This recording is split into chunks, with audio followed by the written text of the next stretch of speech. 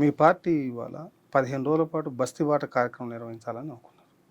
అంటే ఎందుకోసం? అంటే ఈ ప్రభుత్వం బస్తీలకి ఏం చేయట్లేదన్నా? లేకపోతే బస్తీలో ఉన్నటువంటి సమస్యలు ఏంటిది? ఎందుకోసం మీరు ఈ బస్తీ బాట కార్యక్రమం చేపట్టారు? అంటే హైదరాబాద్ సిటీలో ఇప్పుడు కొత్త గవర్నమెంట్ వచ్చి 7 నెలలు అవుతుంది. గత ప్రభుత్వం 10 ఏళ్ల కాలంలో అనేక పోరాటాలు చేసినా ప్రభుత్వం చాలా నిర్లక్ష్యంగా కనీసం ప్రజల్ని కలవడానికి కూడా సిద్ధపడలేదు. అందుకే ప్రజల యొక్క వ్యతిరేకత గురైంది, గవర్నమెంట్ పోయింది. ఇప్పుడు కొత్త గవర్నమెంట్ వచ్చిన తర్వాత కూడా ఈరోజు కూడా గవర్నమెంట్ సక్రమమైన పద్ధతిలో ప్రజల సమస్యల్ని వింటున్నది కానీ దాన్ని పరిష్కరిస్తున్న తీరు లేదు. ప్రజలకు ఎక్కడ విశ్వాసం కలగట్లేదు. గవర్నమెంట్ పద్ధతులను నడవట్లేదు. ఏ వ్యవస్థ ఇంకా పూర్తిగా ప్రజలకి తగిన సమస్య పరిష్కరించే పరిస్థితి కనపడట్లేదు. అనేక ఇష్యూస్ ఈరోజు ముందుకు వస్తున్నాయి. గవర్నమెంట్ ప్రకటించిన 6 గ్యారంటీలు ఉన్నాయి. ఇప్పుడు కరెంటు 200 యూనిట్లు ఉచితంగా ఇస్తామన్నారు. సో మెజారిటీ ఇంకా దాని అర్హత ఉండి కూడా వాళ్ళకి అందుబాటులోకి రాలేదు. 500 రూపాయలకే గ్యాస్ సిలిండర్ అన్నారు. అదే ఆ లబ్ధిదారులకు అందరికి అందట్లేదు. ఆఫీసుల చుట్టూ తిరుగుతున్నారు. ఇందిరమ్మ ఇల్లు అన్నారు. ఇందిరమ్మ ఇల్లు కట్టిస్తాం, కాన్స్టిట్యున్సీకి 3500 ఇల్లు అన్నారు. ఏదా స్కీమ్?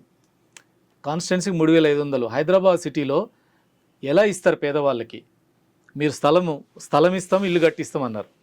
హైదరాబాద్ సిటీలో పేదవాళ్ళందరికీ ఇంటి స్థలం ఇస్తారా? ఇచ్చి 5 లక్షల రూపాయలు ఇల్లు కట్టుకోవడం డబ్బులు ఇస్తారా? దీనికి సమాధానం లేదు. అంటే స్పష్టమైన విధి విధానాలు లేవు. ఎప్పుడు ఇస్తారు? రెండోది, ప్రజాపాలన పేరుతో దరఖాస్తులు స్వీకరించారు. ఆ దరఖాస్తుల యొక్క వెరిఫికేషన్ ఇప్పటివరకు ప్రారంభం కాలేదు. ఇందిరమ్మ ఇళ్ళ కోసం దరఖాస్తు పెట్టుకున్నారు, రేషన్ కార్డుల కోసం దరఖాస్తు పెట్టుకున్నారు, ఈ గృహజ్యోతి కింద పెట్టుకున్నారు, గ్యాస్ సిలిండర్ కోసం పెట్టుకున్నారు. ఇప్పుడు దాంట్లో అనేక సమస్యలు అపరిష్కృతంగా ఉన్నాయి. ఎవరికి చెప్దామన్నా వినేవాళ్ళు లేరు. ప్రగతి భవన్ ప్రజాభవన్ చేసి ప్రతి రోజు దరఖాస్తులు తీసుకుంటుంటారు, చెప్తామని వినేవాళ్ళు. మేము కూడా పోతున్నాం, ప్రజా దర్బార్కి వెళ్తున్నాం. ప్రజా దర్బార్లో కలెక్టర్ ఆఫీస్, జిహెచ్ఎంసీ ఆఫీసులో ప్రజావాణి పెట్టారు. ప్రజా దర్బార్లో ఎన్ని దరఖాస్తులు ఇచ్చినా అందులో 5% కూడా పరిష్కారం కావట్లేదు. ప్రజావానికి వెళ్ళినా పరిష్కారం కావట్లేదు. సో ఈ ఇష్యూస్ అన్నీ పెండింగ్ ఉన్నాయి. ప్రజల సమస్యలు వినట్లేదు. అందుకని ఇప్పుడు పబ్లిక్ ఇష్యూస్ని ప్రజల దగ్గరికి తెలుసుకోవడం, వాటి గవర్నమెంట్ దృష్టి తీసుకురావడం, అవసరమైతే ఒత్తిడి తీసుకురావడం. సో ఆ రకమైన దానికోసం సిటీలో బస్తీ బాట. గ్యాస్ ఇవ్వడంలో, కరెంట్ ఇవ్వడం లేదా? కరెంటు 200 యూనిట్లది అందరికీ ఎవరైతే అర్హత ఉందో వాళ్ళందరికీ రావట్లేదు. కారణం ఏమంటే రేషన్ కార్డు లేదు కాబట్టి మీకు ఇవ్వమంటారు.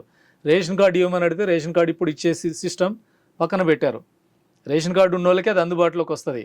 రేషన్ కార్డు లేని వాళ్ళంతా పక్కకు పోయింది. అప్లికేషన్ పెట్టడంలో చిన్న చిన్న ఫాల్ట్స్ ఉంటే అవి పక్కన పెట్టారు.